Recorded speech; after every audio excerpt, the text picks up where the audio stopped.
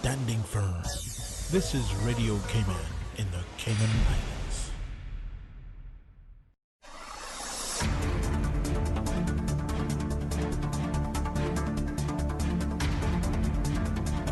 Live from Radio Cayman Studio, this is Money Sense, bringing an informed financial perspective to the Cayman community.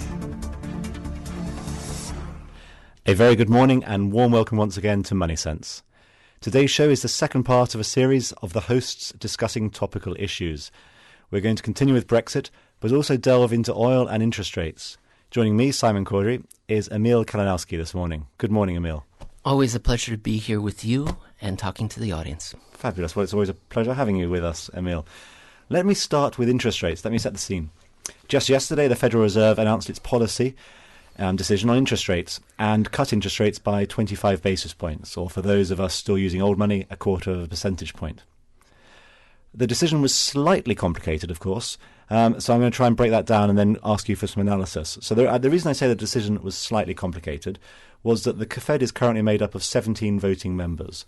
5 voted for no cut, 5 voted for this 0.25% cut, 7 voted for this 0.25% cut and asked or expected a further cut the rest of this year.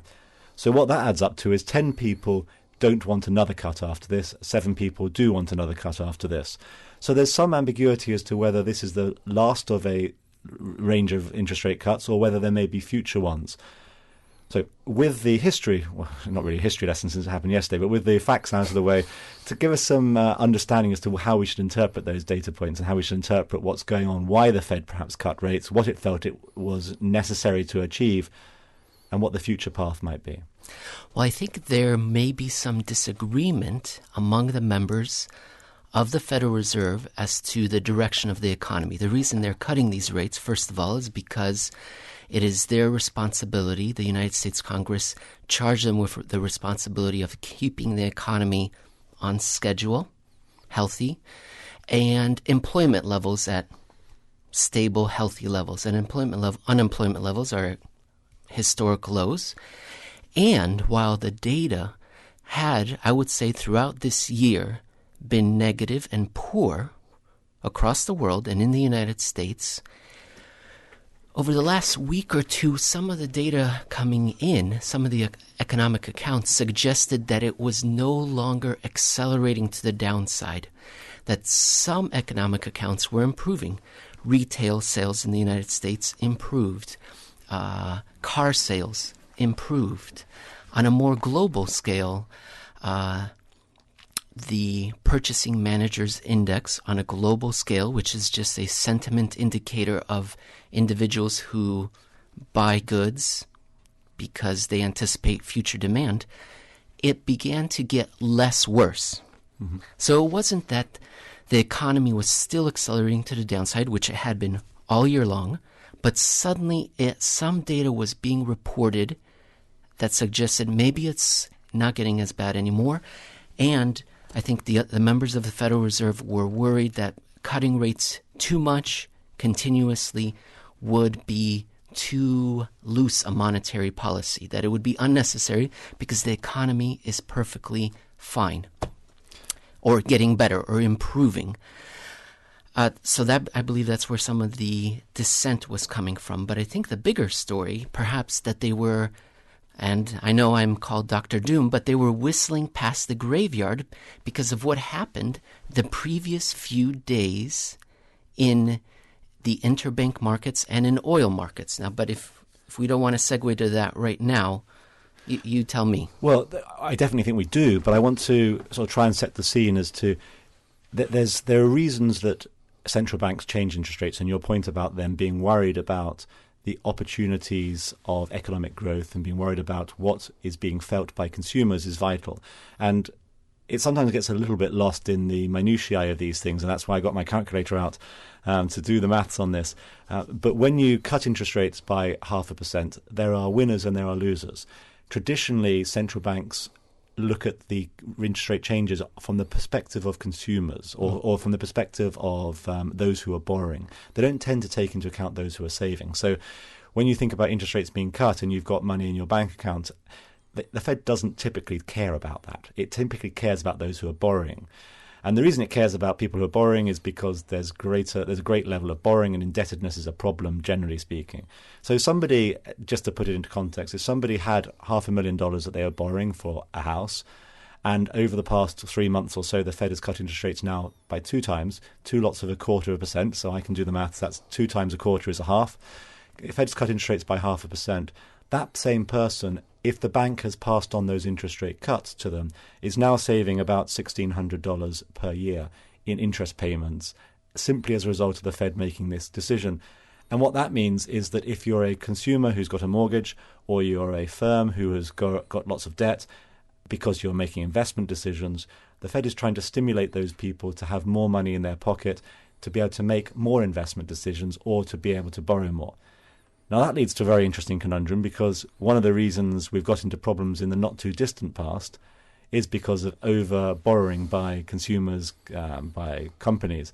And so what the Fed's doing is it's making policy actions that actually could, at the extreme, lead to people to do further borrowing, which could get us back to those situations where we've over-borrowed and therefore caused the financial crises that happened only 7 or 8 years ago now.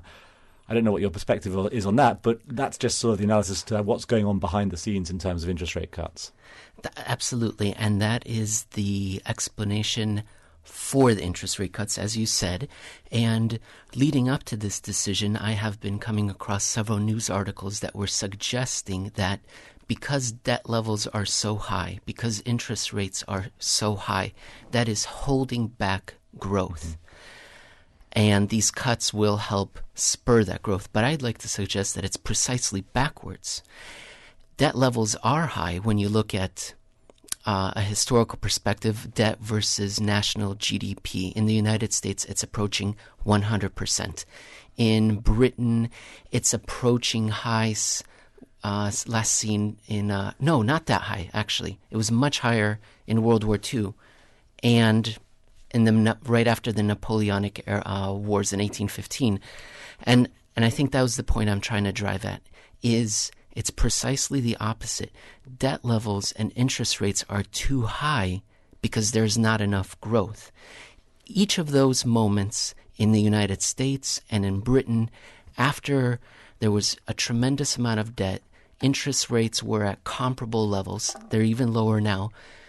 At each of those moments, the economies boomed and took off. Why? Because there was opportunity in the future and people knew it. And even though they knew there was debt, they felt that growth would be better than the interest rates they were paying, that the debt would self-extinguish because it was being made for investments that would return more than the debt costs. And I think that is the problem, is that there's not enough growth right now, and that's why it seems debt levels and interest rates are too high. Well, perfectly reasonable point, and I think that there's a lesson in here, though, which I think listeners would be well to learn, in actual fact, which is just because central banks incentivize you to go out and borrow more because the cost of borrowing has declined, that doesn't mean you should. One should not respond to central bank actions or interest rate cuts as though they were a sugar bar and say, oh, I must go out and get more of this stuff. This is not if you go to the supermarket, maybe not supermarket, if you go to an Apple store or a phone store or a TV store and you see the TV you wanted to buy or the phone you wanted to buy decreased in price by 20%, yes, maybe you go and do it. If, on the other hand, you see the cost of borrowing money to build a house or something like that fall by a percentage point, that doesn't mean that you should necessarily go and do more of it, because most people already have a lot of debt. So one should often use these opportunities when hopefully the banks on the island will pass on some of these savings to borrowers. Consumers and borrowers who are listening should use these savings to actually help replenish their financial situation, as opposed to saying, well, now I can go and afford to spend more money on my credit card. This is sort of a slight meander into financial planning and wealth preservation, but I think it's an important one for individuals to bear in mind. Don't just take these sorts of cuts as an opportunity to be even more profligate than you were. This is what happened 10 years ago to economies globally, and look at the problem that caused us. And that's exactly what households on a global scale have done. The Institute for International Finance every quarter puts out a global summary of the debt levels for households, financial corporations, think banks, non-financial corporations, think Apple, General Electric, and government. So there are four sectors there. And from 1995 up until the crisis 12 years ago, everyone's debt levels were growing because there was opportunity and growth. They knew they could pay for that debt. At least they felt they could. After the crisis, households have flatlined. Non-financial corporations have flatlined. They don't believe in investing in the future because they're worried about growth. Financial institutions have also flatlined. The only sector that continues to borrow heavily are governments, hoping to try to paper over what everyone else is not doing. They're trying to prime the pump. Yeah. But it's not working because people don't feel that there is growth in the future. They sense it, and they aren't taking out extra debt. There was one of the most famous economists in the profession, Keynes, was famous for using an expression to describe consumer behavior, and he described it as consumers have animal spirits, which means they are excited. In essence, I'm going to translate this badly, but it means that they're excited about things and therefore enthusiastic and go out and spend money and do things. That's another way of saying demand is very strong in the economy, and typically you can have problems in an economy either because demand is weak or because, on the other hand, there are supply problems. And we haven't really historically had supply problems in economies for a little bit of time. And supply problems, we have to go back, often you go back as far as the OPEC crisis in the 70s. That's what I was going to suggest. Which causes calamitous impacts for economies globally. But recently there's been talk about supply shock issues, and one of the ones that we can spend a few moments on is, again, it often is the case, but it's oil, whereby we had this incident in Saudi Arabia where the Yemenis, or the Iranians, to be determined, I suppose, attacked a oil storage facility in Saudi Arabia and caused trouble there, in the sense that there is a output issue now in Saudi Arabia. A high percentage of its output is restricted from being able to be supplied because of the fires and because of the damage that was caused. So talk to us a little bit about supply shocks and what these things are.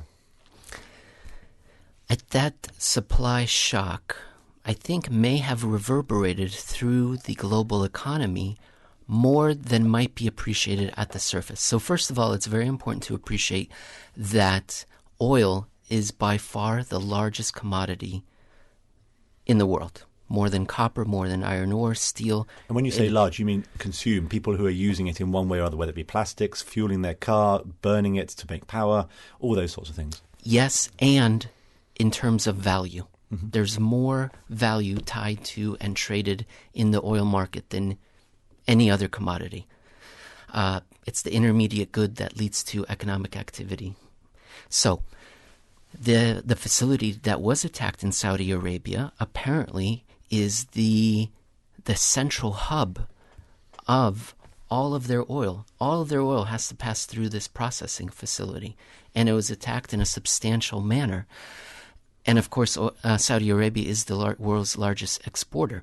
So what did we see immediately after that attack? On Monday, we saw oil prices spike from the low 60s to the high 60s, let's say about $10, because perhaps there was going to be follow-on attacks or a reprisal by Saudi Arabia against somebody that might close the Strait of Hormuz. We don't know. But that shock, I think, will have two effects. One, perhaps an immediate one, that rolled into interbank markets that then appeared Monday afternoon and again on Tuesday. And another effect is it may, remember at the beginning we were talking that maybe the economy was bottoming? This potential spike in oil prices may put a damper on consumers' enthusiasm, business enthusiasm to step out into risk. Particularly if other things follow as a result of this, other attacks or other developments in geopolitics. I want to hold the thought you said there about something in the money markets and the impact it had, because there's been a lot of talk in the financial press about this particular subject, and when we come back from a break, I want to quiz you on that and just talk about this repo market dislocation, which I know every listener is going to be saying, what on earth is Simon on about now? Emil's going to explain this for us and explain why it isn't important to us. So join us again in a few seconds when we continue our conversation.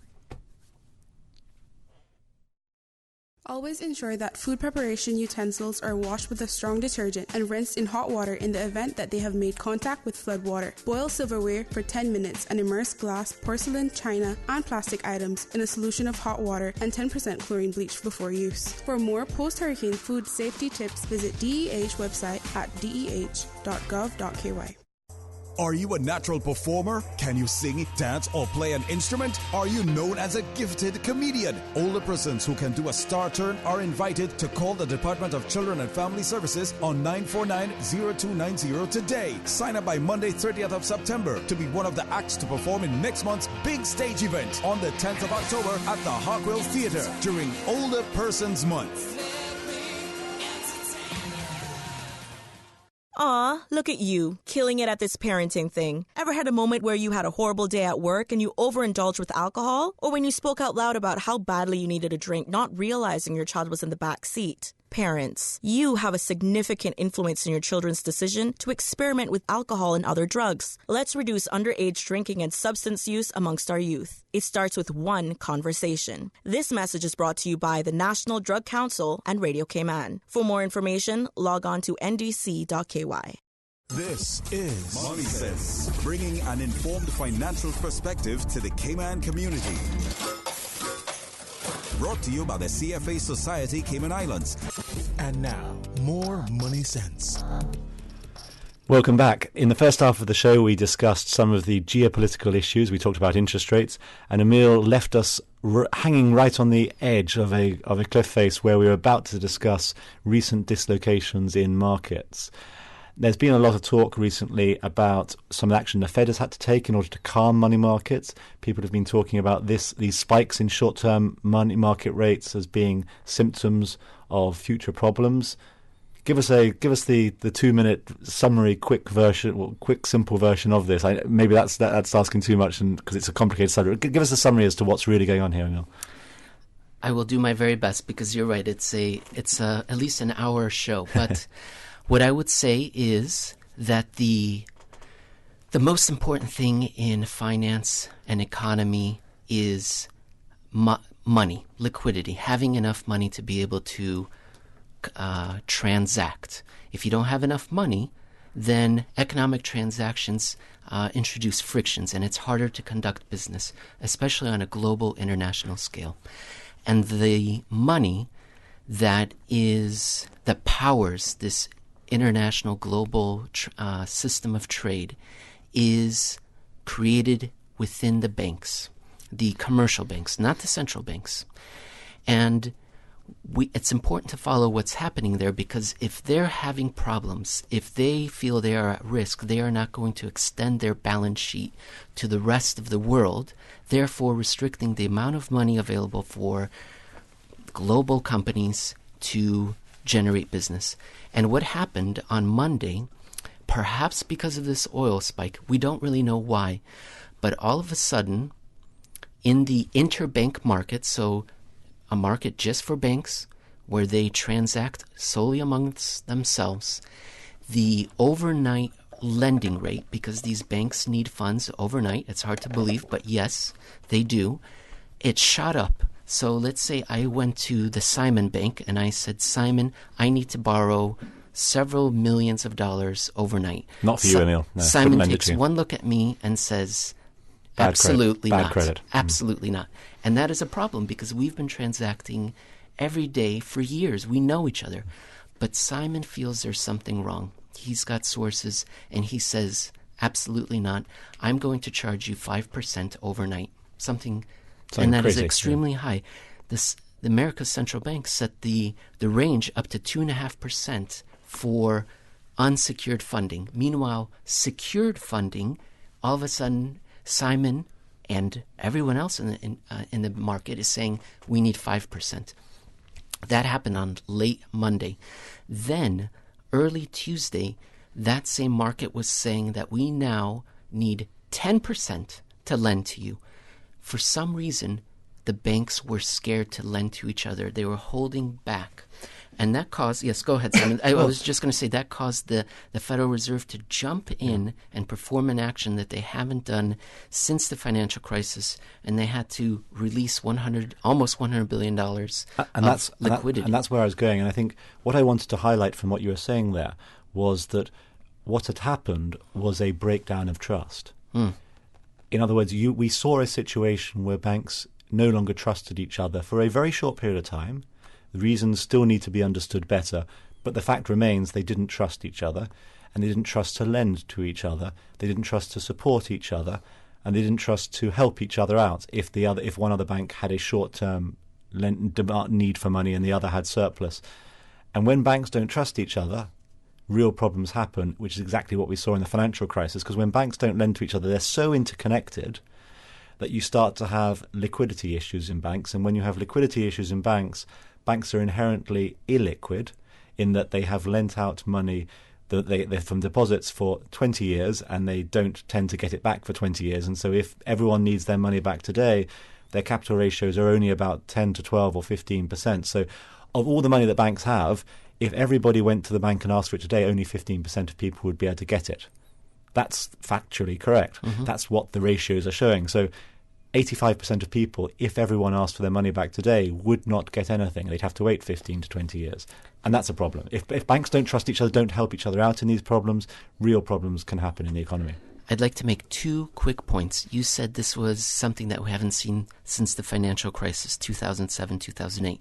I would suggest to you that this is the 4th time that we have seen a whole period of this, 2007 and 8, then in Europe during the Euro crisis, then 2014 through 16 during the emerging markets China reserve crisis. And my second point is that you said that banks didn't trust each other for a short period of time.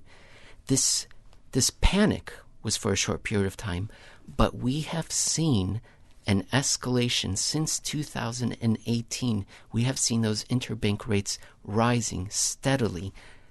And also spiking. At the beginning of this year, there was something similar.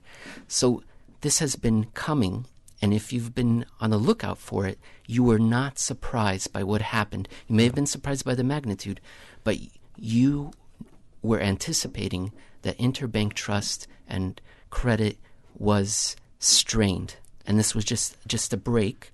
And that, with the oil price increase and the interbank relationship being strained, that may put pressure on whatever relief we were seeing in economic accounts. That might unfortunately suggest that we're going to have continued slowing in the global economy. Yeah, and what I'm hearing you saying is ultimately the lesson to be learned here by listeners is that this situation is one of those canary coal mine type situations. If this is a one-off, or if it's a 2-off or 3-off, frankly, it's irrelevant. But if this sort of thing starts to continue for longer, get a little bit worse, that's a real problem because it signifies a much deeper malaise that people need to be worried about. So if you're listening to this, don't be scared by something that's a one-off. Don't be scared by something that happens 2 or 3 times. Random events happen in markets. But do be scared if this is part of a trend and keep watch on this. And we certainly will keep our beady eyes open and report back to you on this. Now, I want to change tack slightly because I was talking to my mother yesterday, which is always a terrifying experience for both of us. But I was talking to her and she said to me, Simon, what on earth is going on with Brexit? And I know we talked about this 2 weeks ago briefly. But I promised to try and explain slightly more coherently than I did then, because we have some new developments in Brexit, and these are important for investors. The new development is that the Supreme Court in the UK is being asked to rule on whether, in essence, what's going on currently in the UK is legitimate and legal. But actually, that's not the real problem. My mother was saying to me, I'm so fed up with this debate about Brexit. Why can't they get this over and done with? Why do we keep on having this conversation about the backstop? And I feel as though there's a lack of understanding amongst people as to why Brexit can't be solved, and the simple reason Brexit can't be solved is that people have been untruthful about things. So what has been required, what I said 2 weeks ago, is that there's a problem in Northern Ireland and the Republic of Ireland with terrorist activity because a large part of Northern Ireland wanted to become part of the Republic of Ireland. Another large part don't ever want that, and so there were difficulties. That problem was fixed on what was called a Good Friday Agreement, which promised that there would never be borders between Northern Ireland and the Republic of Ireland. And if you don't have borders, then no one can be too upset. Still, they'd like to be part of the Republic of Ireland as a country, but border-free travel is a better situation. The problem is that the EU requires that any country that's part of the EU has border-free travel, and it's required by law to have borders outside of that. So if the UK leaves the EU, it's required around the UK to put borders up. Now, I do mean physical borders. Now, the UK is an island, so it doesn't need to build walls in Dover. It doesn't need to build walls anywhere else, except it does need to build walls, physical walls and barriers between Northern Ireland and the Republic of Ireland by law. But perhaps they can just simply ignore that law. Well, laws are theoretically made to be followed, and good governments should follow laws. Or ask for an exemption. Well, that's from the EU. That's totally reasonable, and that would be something that they could do. They could say, well, we would like to have this exemption, but the EU has said no chance, because that encourages others to think they can get exemptions from laws. So what the EU has said is that if you want this exemption, you have to allow border-free goods to travel around the UK, so you have to be part of what is called the common market. Well, the problem with the common market is it also requires that people are free to travel. And so one of the reasons those who voted for Brexit is they said there were too many people, immigration, it's a big topic everywhere in the world, too many people moving into our country. I personally think that's a ridiculous argument, but that's a personal opinion as opposed to fact-based opinion. People don't like immigration as a general concept in today's world. And they don't want immigration from Europe, but in order to solve the Northern Ireland problem, they have to either allow immigration or not. Well, how about a negotiation and a compromise? No such thing. no such thing in regard to where things are at the moment. It's gone too far. That's the problem. Maybe that's the problem with the leaders. They should compromise. After all, this is not the first rodeo. Britain is it's a World Heritage, great civilization. It's accomplished amazing things throughout history. Diplomats throughout the world, they should be able to negotiate a compromise. And they absolutely should. The problem is that when the political leaders who fought for Brexit said that they were going to achieve Brexit, they pretended this problem didn't exist. They actually went on TV and said, we can solve this Northern Ireland problem by using technology, which doesn't exist, by using satellites which don't have the capacity to do what they wanted to do. And they said this problem can be solved by careful negotiation, by good dialogue. And then the Prime Minister of the UK, well, he may not be Prime Minister for that much longer, but he went to Luxembourg and refused to hold a press conference because there were protesters chanting that they didn't like his policies. So he's running scared and he can't brook any disagreement.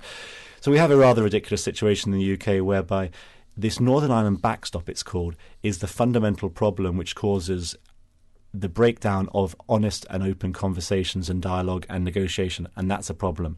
Now, I've said again, not enough to probably educate sufficiently people about the Brexit debate, but hopefully a little bit to give them some more context. We are, as always, almost at the end. Now, Emil, I know we have the Cayman Investment Forum 3 weeks' time, is it now? October 17th. That's approximately 3 weeks, maybe 4. So October 17th, and the details are it starts around about 11 o'clock in the morning. We have 4 fabulous speakers. We've got people talking, obviously they're talking about investment, but also it's a little bit more about human behaviour. That's right. It's trying to understand how people behave, why they behave the way they do. Anything else you want to sort of try and elaborate for listeners and why it would be such a good thing to attend? Well, it's going to be our best conference ever. It'll be our 7th one. This will be definitely our most popular one. We've got some very interesting speakers, including the ex-CFO of Enron. We have a lady who is a personal coach of behavior for some of the highest powered investors in the world. We've got a great lineup. It's going to be held at the Ritz-Carlton. Wonderful food, great coffee, cookies, and a networking reception afterwards. And you forgot to discuss who the MC of the event was, Emil. It'll be a British gentleman by the name of Simon Caudry. He's very highly respected and sought after around the world. Fabulous, and that wasn't me plugging anything whatsoever. No, I'm kidding. It's going to be a lot of fun. We've got some great speakers. Last year was a sellout, as you'd expect. Do get your tickets. There is a website, Cayman Investment Forum. Go on that, type in the promo code MoneySense, and you get a 10% discount, I think. Through the end of the month, okay, we'll have discounts and lower pricing through the end of this month. 11 days and counting. With that, we are at the end of our show. Thank you very much once again for tuning in. This show will be available as a podcast in due course on the CFA Society Cayman Islands webpage. Follow us on Twitter at MoneySense Radio. With that, tune in. Join us again in 2 weeks' time. Thank you very much.